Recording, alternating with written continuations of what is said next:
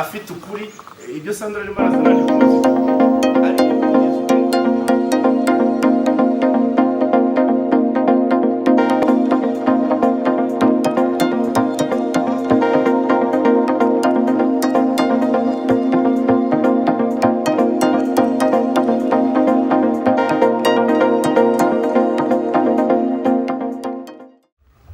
Hello everyone, turabasuhuje. Nkuko bisanzwe muri rwa ruziga rw'uburinzi twagenanyije n'ubwato mu nyanja, abadukurikiye turuze inyanja, dukomeza kuvuga ko ari ibibazo byo mu isi bitandukanye. Abadukurikiye mbere mu ntangiriro, abataradukurikira mwabanza mugakanda kuri subscribe, mugakanda kuri like, share na comment aho bishoboka. Paul kandi bakita gute harya akazogera ngo bakandaho, hanyuma ibiganiro bigahita bibageraho mbere y'abandi bose. Abangaba n'abataradukurikira no kubashishikariza gukurikirana ibiganiro bibanza, ariko n'abasanzwe badukurikirana aho bakumva bibashimishije badukandira kuri like, hanyuma bakabisharinga cyangwa se bakabyohereza na bagenzi babo bo tutazi twebwe, kugira ngo nabo baze binjire mu bwato, binjire mu ruziga rw'uburinzi. Uru ruziga rw'uburinzi rero twakomeje kuririmba, rugizwe n'abantu batandatu barutangije, twarabibwiye. Ubu nonaha rero mfite umutumirwa witwa Paul. Nagira ngo yenda tuganire, twari tukiri kuganira ku nsanganyamatsiko igendanye n'ubuzima mu bwato. Ubuzima mu bwato rero harimo byinshi. Mu kanya twarimo turi kwivugira ku bibazo bitandukanye biri mu bwato mu nyanja, harimo imiyaga, harimo iki, ariko hano hari uruhare tubara rw'umuntu uri mu bwato. Hari ibibazo ariko hari uburyo ashobora kwitwara nabi mu bwato, aribyo twise ubuzima bwo mu isi, yarangiza ibintu bikamuvanga kurushaho. Dufite rero insanganyamatsiko ya yindi ikomeza hahandi twari turi kwibaza ku bijyanye no kunyurwa. Ese koko kunyurwa birashoboka umuntu akiri mu isi? Ese aramutse anyuzwe yaba hari icyo yaba hari icyo agiharanira, hari icyo agihatanira? Ahangaha rero turagabiye irindi jambo rishyashya ryitwa urugamba rwo guhatana n'ibibazo byo mu isi. Guhatana n'ibibazo byo mu isi, muri bwa bwato turimo turahatana tugera ku merekezo kandi meza. Haje rero ibindi bitekerezo bishingiye ku igeno, destin mu ndimi z'amahanga. Destin, harya ubwo igeno bimeze bite? Abantu bizera mu igeno, n'ubwato turimo, n'aya mazi turimo magari cyane dusabwa koga mu ndimi z'amahanga ari navigate, cyangwa se gukomeza kuyatambagira, kandi amazi ntabwo ari butuze, ntabwo ari buhagarare. Twe turi mu bwato, aho nitutangira guhagarika kugashya cyangwa se ndabyumva ntitube maso kugira ngo ibintu bigende neza, iyi destin cyangwa se iri geno abantu babyizera batyo bimeze bite? Ese bivugwa ryari? Ibitekerezo by'igeno biza ryari? Nagira ngo rero bidatinze umutumirwa turi kumwe nawe abibwire, anagerageze kubitubwira uko abyumva muri uru rugamba turimo, muri izi ntambara turimo zo gushaka kugera ku iterambere, kugera ku ikemurwa ry'ibibazo dufite bibangamiye ubuzima bwacu bwite, by'umuryango, ibibazo by'imikoranire n'Imana yo mu ijuru abantu twizera. Biracyari byinshi. Igeno urabitubwiraho iki? Urabanza bibwire abadukurikira. Murakoze cyane, nanone ndabashimiye kandi ndabasuhuje.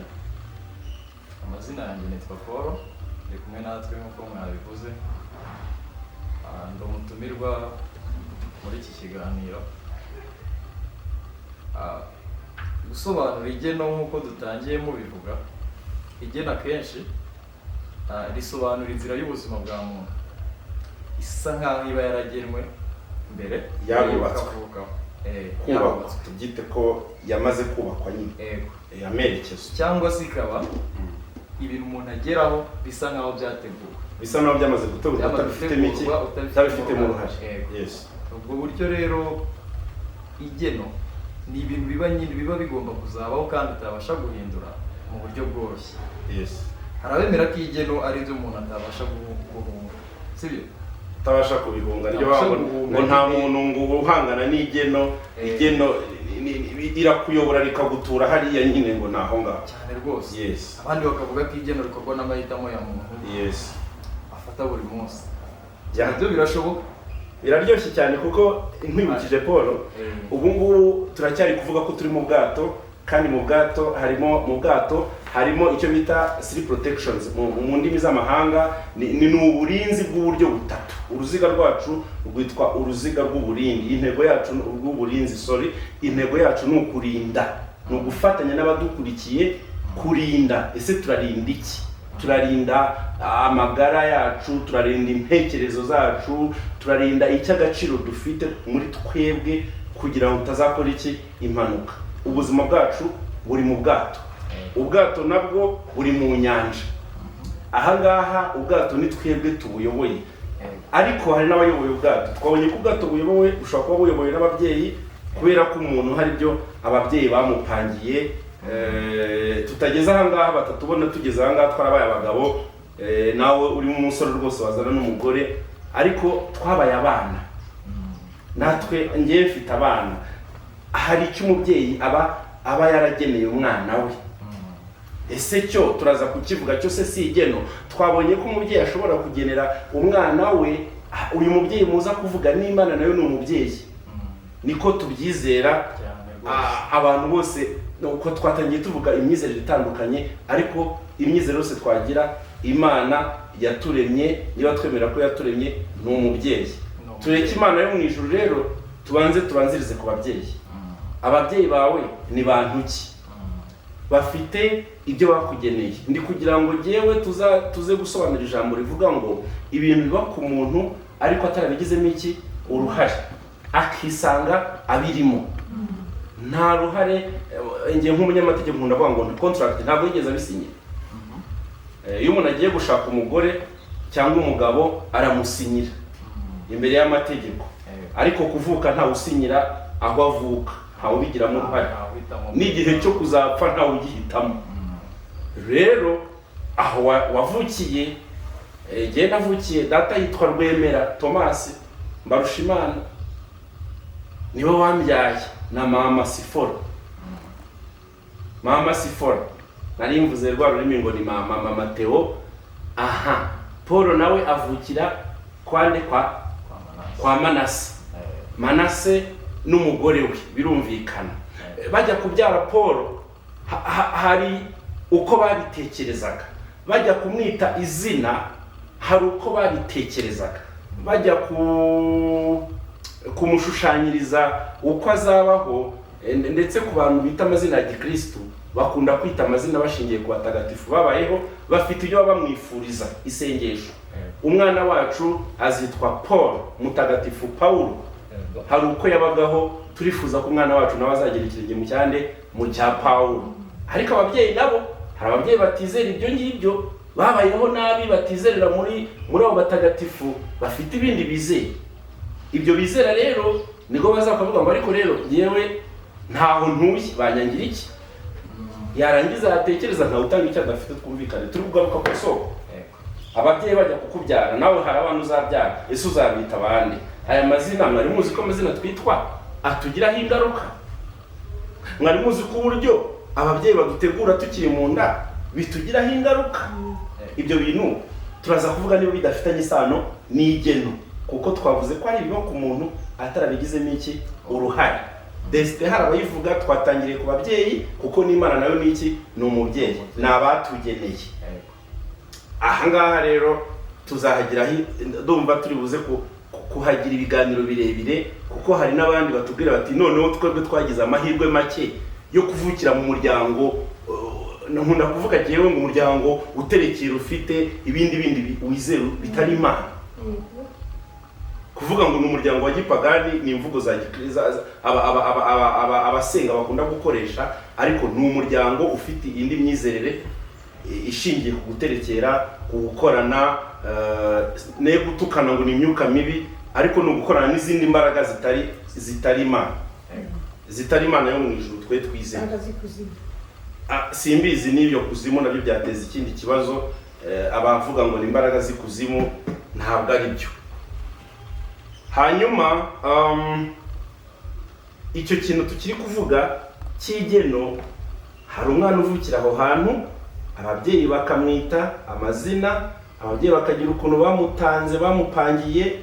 Hari ubwo mujya kumva ngo umuntu ngo bamutanze ikuzimu ngo ubuzima bwe ngo buzarinda burangira akimeze gutya. Aho bavuga ngo umuntu aragenda ariko ntaba wenyine. Icyo kintu je nagiye kureba muri Bibiliya, narebye umugabo witwa Samweli, yari umutambyi. Nyina wa Samweli yitwaga Hana. Hana yari umugore utabyara, afite mukeba witwa Penina. Numva ise wa Samweli yitwaga Elukana. Elukana afite abagore babiri, hari umugore umwe ubyara, hari n'undi mugore utabyara. Uwo mugore utabyara afite ikibazo gikomeye. Twagarutse kuri bya byifuzo. Afite icyifuzo noneho ntabwo ari cy'amafaranga, uwo afite icyifuzo cyo kubyara. Mwibuke ko niwo mu mushinga wacu twongera tukagarukamo tukavuga ngo dufite groupe y'abantu bashinzwe gusengera abantu bafite ibibazo byihariye, harimo n'icyo ngicyo. Ubwo ndongera nkakibutsa abadukurikira, ubwo Hana nawe turamuvuzeho mpita mbyibuka, tujya gutekereza urubuga rwacu cyangwa se uruziga rw'uburinzi. Twatekerezaga kuri icyo kintu cyo gufasha abantu bafite ibibazo bikomeye kandi biremereye, bibashengura umutima, bituma mbese batabaho bisanzuye, bituma batanakora akazi neza. Kubera iki? Bahora bafite nta mutima bafite mu yandi magambo. Yego. Noneho abo bantu rero, wibuke uwo nyina wa Samweli rero yaragiye aravuga ngo ngewe umwana wanjye, ndagarutse kuri rya geni, umwana wanjye Samweli nimbona ntwisi nkabona mbyaye umwana muri iyi mundu y'agashinyaguro kandenza urugero hafi no kwiyahura, ngewe nimbyara umwana wa mana we nzamuguha agukorere, nzamugutura. Samweli rero turagaruka bamugeneye ko agomba gukorera iki? Imana. Iryo naryo ni igena umubyeyi yageneye. Ese Samweli ajya kumugenera, ese yaza kuba ari wo muri iki gihe cyacu? Iki gihe cyacu ndavuga ni igihe abantu bakunda kwibohora. Ijambo kwibohora ryafashe indi ntera, aho umwana akubwira ati ariko twumvikana, warambyaye ariko ntabwo ugomba kungenera amerekezo yanjye uko ngomba kubaho. Umubyeyi rero we yageneye umwana uko agomba kubaho. Biba amahire rero Samweli koko agendera mu nzira ababyeyi bamutoranyije. Nibyo twita ngo byabaye amahire, byahuye n'amahirwe. Ahita aba umukozi w'Imana, ngo yari umuhanuzi, yari umutambyi. Umutambyi mu gihe cyawe yari umuntu ukomeye. Twamugeranya n'urukiko rukuru rw'ikirenga, niwe warahizaga abayobozi bakomeye. Umwami yajyaga kwima, umutambyi niwe wagendaga agakora iki? Akamumenaho amavuta, akamusukaho amavuta, bivuga ngo niwe wamwimikaga. Icyo rero urumva tayito yahise ahabwa ikomeye. Tubigarurire no mu buryo bwa gakondo. Hari ababyeyi noneho batemera Imana yo mu ijuru, bafite ibindi bintu biringira, ibindi bintu. Hari abavuga ngo ni nyabingi, hari abavuga ngo ni ibindi bintu ntazi. Biringoye kubivuga, niba ari abadayimoni, niba ari iki. Mbuzi imvugo nkoresha abadukurikiye bashobora kumva neza. Ariko abantu bavuga ngo abantu bakorana n'amashitani, bakorana n'imyuka mibi. Ariko reka nkoresha imyuka mibi kubera ko umwuka wera atuyobora mu bintu byiza, ariko imyuka mibi ituyobora mu irimbukiro, mu kwangirika. Ituyobora dupanga inzira, twapanga ibintu byiza tuzageraho, imyuka mibi ikatuyobya, ikatujyana mu bundi buryo. None uwo mwana tuvuge ko ababyeyi bamutanze, jewe noneho bitewe n'akazi nakoraga, aho nakoraga mbere, byageze ahantu najyaga mpura n'abantu nkahura n'umuntu baramutanze rwose nk'igitambo. Umubyeyi akavuga ati ngewe nimba ntakiriho nzasimburwa na kanaka. Mu migenzo yihe? Mu migenzo wo guterekera, gusavinga nyine mu ndimi z'amahanga.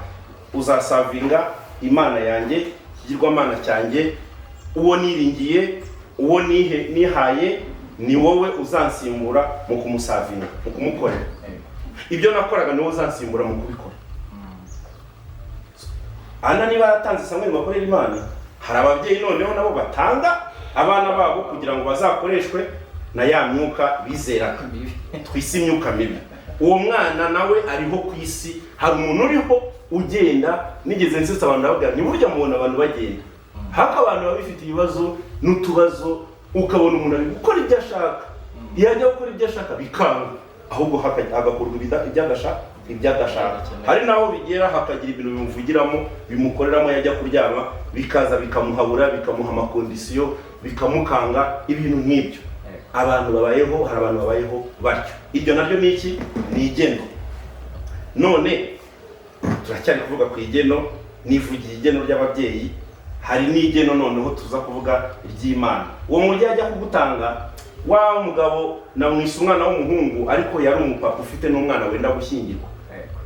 Ariko navuze njyewe nagiye kumva, nagiye numva aratubwiye ngo uyo yegereye inka, yarimo mbwira ari kuntakira, ari kumbwira ngo yo yegereye inka ihatse ifite amezi y'amezi avamo, iyi inka iri gukamwa, harya bavuga ko amata bigenda bite koko irateka.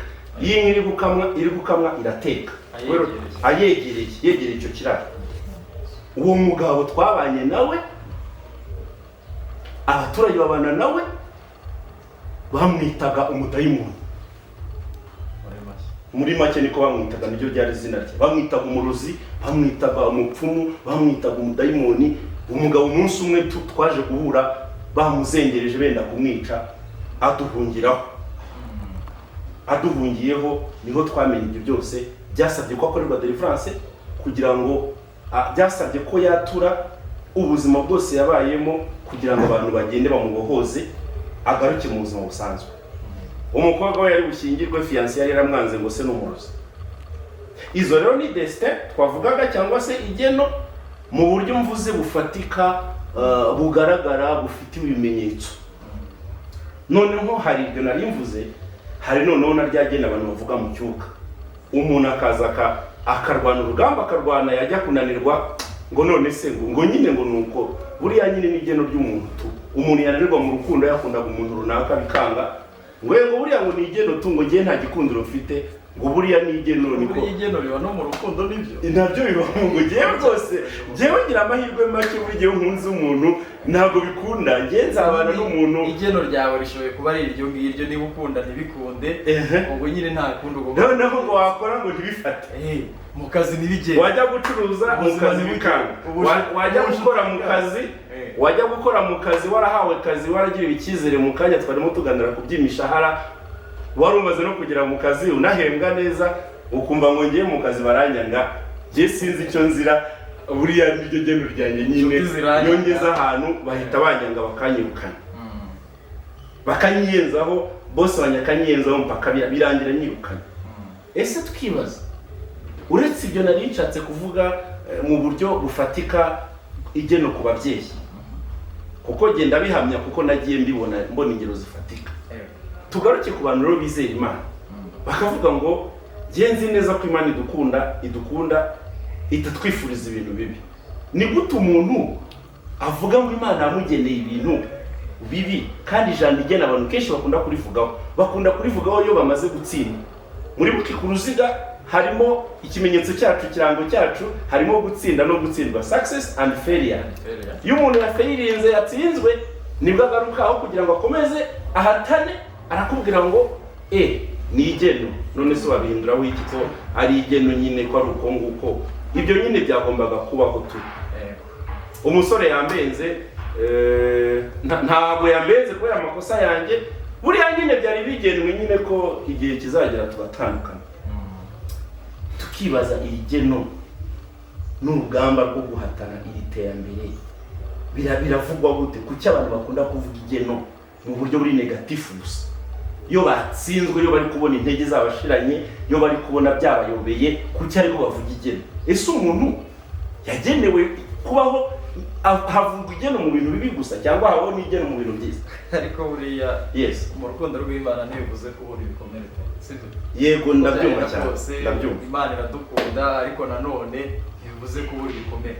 Yes, bikomere tugomba guhura nazo, tugomba kubabara, tugomba kuzahura n'ibikomere mu buzima bwacu. Ko Imana idukunda, ntabwo byakuraho tutahura. Twarabiganiriye mu ruziga ko ubuzima bugizwe n'ejo twarimo tubiganiraho ko Imana muri tekinike zayo yashyizeho gutsindwa, yashyizemo kunanirwa kugira ngo itubone.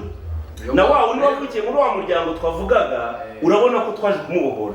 Hari ikipe y'abantu basenga yaje kumubohora, wa muntu akora iki? Agaruka mu buzima, arasabisha, umukobwa w'ubu ngubu ameze neza muri sosiyete, yaje kugaruka. Ariko ikibazo yarakigaragaje, kiragaragara, arataka, aratabara. Aha rero niyo tuza kuvuga ngo Imana yashatse ko abantu bafayitinga, bahatana kugira ngo bagere kuri biriya bitangaza, kandi kugira ngo bamenye ko ariyo ibashoboza. Muribuka mu biganiro byashize nigeze mbabwira ngo umuntu n'abahanga bandi mu bijyanye n'imitekerereze ya muntu bavuga ko umuntu kugira ngo yumve abayeho n'utizera Imana aba agomba kuba afite imbaraga yiringira, yishingikirizaho, avuga ngo nashaka bari Paul akaba yishingikiriza kuri Paul. Umuntu mbese akeneye ikibanda, aha gufata nyine akavuga ngo yewe inkingi negamiye ni Paul, ubwo ni umutenguha nyine n'abapfuye.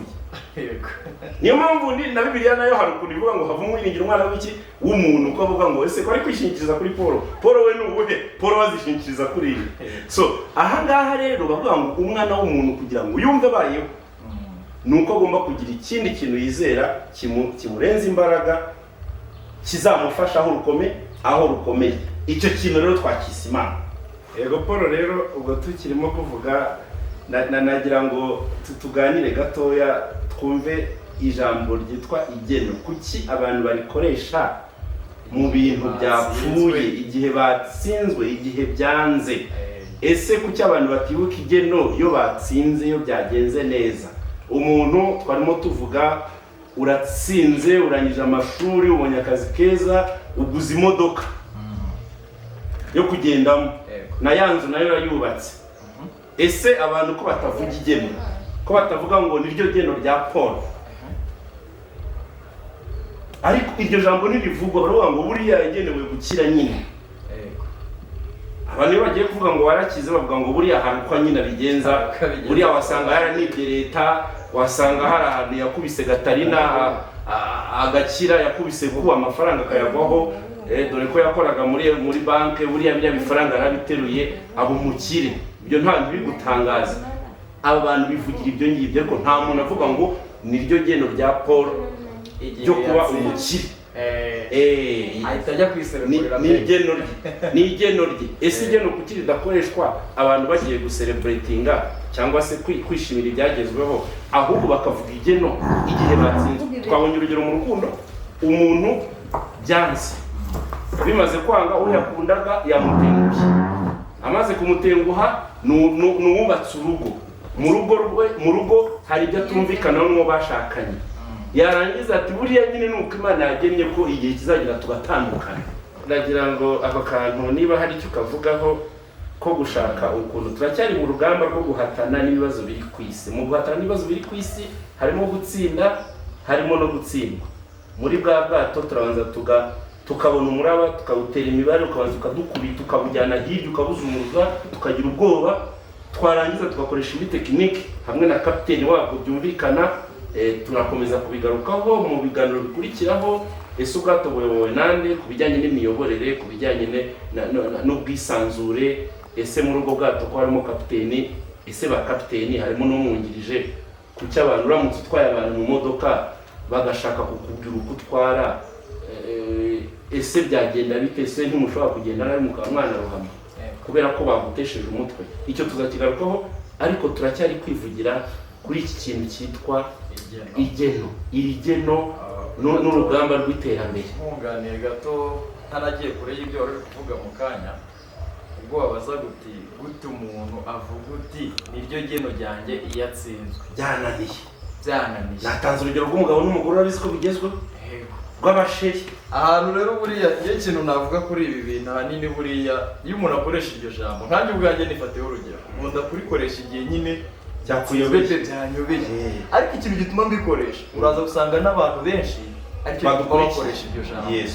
Ikintu gituma bakoresha iryo jambo ahanini ni uburyo bwo kwiruhutsa, kwirema agatima, ukumva ko basi nyine nta kindi kintu ndi buze gukora nubwo bindemereye ariko nyine niryo amahitamo uko nari nshoboye Imana yari yarabipanze abishi iki n'iki ibintu bizananira n'abadukurikiye abenshi barikoresha mu buryo bwo kugira ngo bihe amahoro neza bihe amahoro bumve nyine bikureho umutwaro w'ibibaremereye mu nsanganyamatsiko yacu rero haravuga hati ese kubera iki wemera ko wamanika amaboko nta buryo wareba ese kuko tugira ikibazo cyo gukunda gutwerera nacyo turaza kukivugaho mu bantu bananirwa barangiza ibyo bagomba gukora batabikoze neza bakaza kubitwerera igene babitwerera igene uko nyine babona nta handi mu rugo umugabo n'umugore bafite ibyo bapfa bifatika bya bindi dukunda twavuzeho turaza kugarukaho mu bindi biganiro ibyo nkunda nikundira football nikundira Manchester none igihe kirageze cy'umwana kumujyana ku ishuri kandi ndagumye kumujyana mu modoka ko essence irahari ndamujyana ku ishuri i Muhanga ndamujyana ku ishuri i Huye muvanye i Kigali none amasaha yageze ikipe yanjye yagiye gukina tayari ndahita ngenda nigire kureba umupira kandi nta mushoferi dufite kandi umugore ntabwo ari tayari kugira ngo ajyane abana bati papa rero wapi yaduhemukiye papa ntabwo yatujyanye ku ishuri papa dadi nta mutima mubi yibereye mu mupira ibintu byaryoshye yabona rero byashwanye byarakaranyije byakubitanye mu mugore ati ibi rwose ntabwo ari byo n'ibiki atahati buriya nyine umugore wanjye ni uko nguko ati ni igeno ryanjye nyine ni induru nyine ngewe ntabwo nigeze nifuza kubana n'umugore w'induru ariko noneho ni induru gusa mu rugo rwanjye buriya nyine ni igeno igeno nyine ubwonko bw'impamvu nini ni ukubasha kwakira tutahindura kwihumuriza urumva kwihumuriza nyine ariko se ko wemera kutabihindura kwishakira ibisobanuro ari no bikora ari no babona igeno ryanjye ari kwishakira ibisobanuro wemera ko ni ukwishakira ibisobanuro ariko se wemera kutabihindura koko none se ubwanjye ntabwo nemera ko igeno ryanjye plan B twarimo tuvuga impamvu ntabihindura dore ngiye buriya mu igeno ntanze urugero rwa hafi ishoboye kuvuga uti uyu munsi cyangwa ejo nzajya mu mujyi sibyo ejo nkabuti ejo nzajya mu mujyi nubwo nabipuraninze yego biri no mu igeno ryanjye kuko uriya munsi nzaba ndi mu mujyi hashoboye kubaho impamvu ituma mvuga uti ngiye sindi bujye mu mujyi izo bazita imbogamizi ni imbogamizi urumva byari biri mu igeno zikurengera cyangwa zitakurengera byari biri mu igeno agomba kujya mu mujyi nk'uko nabigennye ariko imbogamizi zirabaye si rero niho tuza kugonganira todo iyo setting yo ngo baragusetingiye turi muri self protection uburyo bwawe bwo kwirinda no kwirengera utangiye kubyita igeno no kuvuga ngo uri gukuramo uruhare rwawe wowe ku buzima bwawe ni ababyeyi twavuze ku babyeyi bakugeneye Imana yakugeneye ese wowe umaze kuba umuntu w'umugabo ugiye kubyara abana ugiye gushaka umugore ese uraza kuvuga ngo ibi bintu ngo barabinyubakiye hanyuma ngewe nta kintu nahindura mu gisirikare rero habaho plan A na plan B harimo niyo ya backup twize tukubwira habamo iki cyanze turafata kiriya mu bantu uburi iburyo ashakira ibumoso uburi ashakira ruguru isheri wawe yagukatiye wowe wumva gukunda ndashakira ahandi none se urajya kumbwira ngo nge namukundaga ngo nababaye ngo nyine ngo ntakundi ngo namuhombye ngo ariko ngo basi nigeno no ari ibyo yaguhoye bifatika nawe hari ibyo mutumvikanye bifatika bigaragara kubera ko ufite uko we wasete urabyibuka bya bintu twavuze ngo barakugeneye n'igeno yego uribuka ahantu dutangira ibiganiro tukize tuvuga ngo ubuzima tubayemo ibintu byose biri kutubaho hari ibyo twagizemo uruhare n'ibyo tutagizemo iki uruhare icyo kintu rero wasetinze wumva ngo ngenda ashaka kugera hariya kuri aho berekezo mugenzi wawe mugiye gukundana mugiye kubana n'uwo mujyana muri ariya merekezo iyo bigize hagati bikanga ntabwo tuza kuzanamo igeno turaza kuvuga ngo ibintu byanze niko ngiye byumva abadukurikira ntibaze kundenganya ntibaze kundira amabuye ndabasabye mwuka byaramwe hari aho twari turi kugana ariko byanze nta backup nta bundi buryo hari uburyo twakwicara tukabiganiraho tukabikemura ndavuga ku bijyanye na relationship imibanire nkagusaba tukabiganiraho wanyangira nkamanika amaboko nkavuga mbivuyemo tureka tubireke kandi dutandukane neza. ukajya wavuga n'iryo geno. Ntabwo navuga ngo niryo kandi ufite backup. Nanjye ntabwo navuga. Iryo geno nta kurivuga. Mu kazi wafirinze, niba mu kazi hari amakosa bakunenga, nuko nyine hari ibyo bakunenga bigaragara ukwiye gukosora. Self evaluation. Ese ibintu byanze abantu bafite ibindi myizerere gengera kandi kantu kitwa evaluation, daily evaluation, uburyo bwa buri munsi bwo kwisuzuma. N'ibiganiro twatambukije ndagira nimugoroba maze mfate ifoto yabyo, nitwaye nte, aho nitwaye nabi nshobora kuhamenya, icyo gihe nkavuga ngo niki nakosora iki kugira ngo performe. So aka kantu rero kitwa urugamba bwo guhatana n'ibyo duhura nabyo rwose, n'akantu kitwa igeno. Iyo twatsinzwe reka tube tuzingiye ahangaha, ariko abadukurikiye namwe murabona ko hakirimo icyo gukora. Backup byanze hano ndakora iki? Ese nituba turi mu bwato tukananirwa kugashyira biragenda bite? Turohame? None sisi yahagaze. No gushaka strategy nshyashya. Amazi aracyasukuma, umuraba uracyasukuma. Tubireke ngo nigene. Guca muri ibyo bibazo byose no gushaka. Yego, abadukurikiye rero twagira ngo tubashimire. Turaza gusubira, murakoze. Nshimiye nanjye twabanye. Yego. Bakomeze badukunde, tuzabana mu bindi biganiro. Batibagiwe gukanda subscribe na share na comment na kakazogera. Nagakunze cyane kari akantu gatuma ibiganiro bingeraho mbere y'abandi bose. Murakoze. Ciao.